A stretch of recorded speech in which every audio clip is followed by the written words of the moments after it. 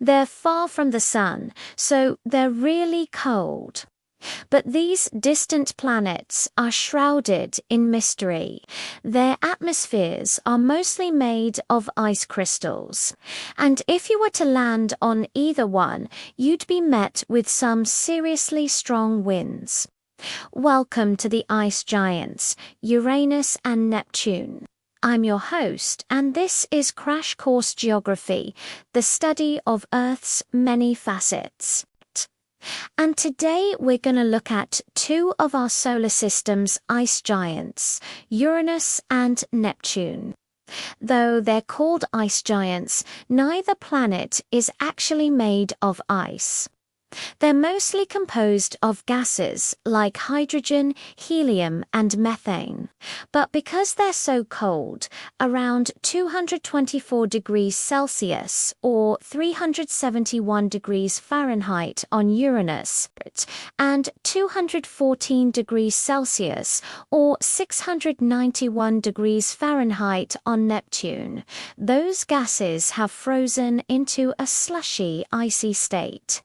Uranus is the seventh planet from the Sun and Neptune is the eighth. Both planets are tilted on their axes, with Uranus rotating almost perfectly on its side and Neptune slightly more upright.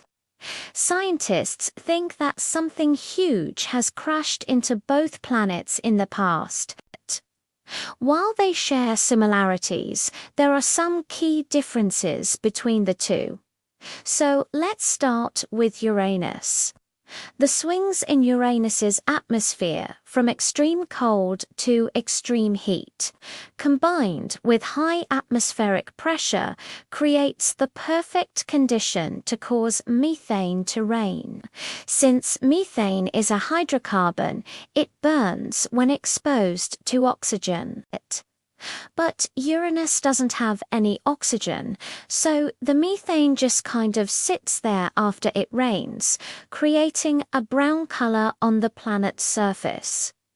You might have noticed that, too, if you look closely at pictures of Uranus, you'll see that it isn't quite the lovely blue color of Earth's sky. Instead, it's more of a dull, pale, greenish color. That's due to the abundance of methane in its atmosphere. Methane absorbs red and blue light and reflects green, giving it this sickly hue. And speaking of color, have you ever wondered why Neptune is blue? Well, like Uranus, Neptune also has a lot of methane in its atmosphere. But unlike Uranus, Neptune has a lot more hydrogen sulfide.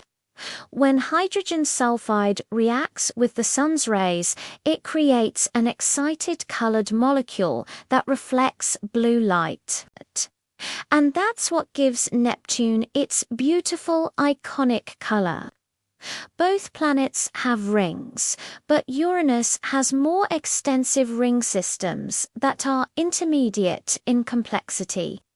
Halfway between the more extensive set around Saturn and the simpler rings found around Jupiter and Jupiter's moon Europa. Neptune also has rings, but they're intermediate in complexity, halfway between the more extensive set around Saturn and the simpler rings found around Jupiter and Jupiter's moon Europa. Finally, let's talk about the weather on these two planets. On Uranus, the speed of the winds in the upper atmosphere reaches 900 kilometers per hour or 560 miles per hour. And on Neptune, well, the speed of the winds there blows your mind. Measuring 1,800 kilometers per hour or 1,100 miles per hour. That makes Neptune the planet with the strongest winds in the solar system, stronger than the 900 km per hour winds of Jupiter and the 600 to 800 km per hour winds of Saturn.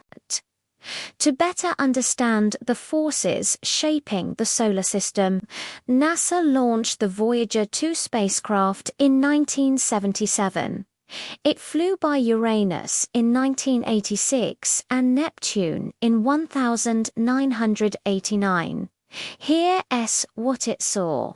The images sent back revealed a dynamic range of features, from small scale to large scale.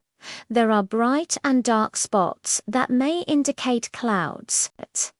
There are linear and branching cloud formations, and there are even what appear to be small-scale storms. There's a lot we've learned about these planets since then, but there's still so much we don't know. So here are some questions for you to ponder. Why are Uranus and Neptune different colors if they're both mostly made of methane? How do the atmospheres of these planets interact with the sun's rays? And how do the strong winds on these planets affect their atmospheres?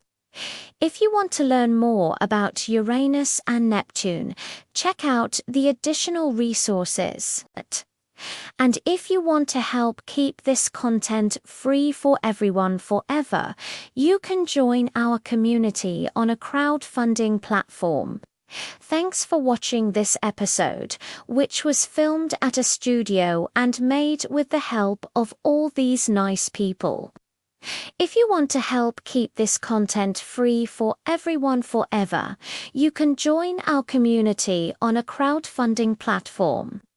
All the best, and see you next time.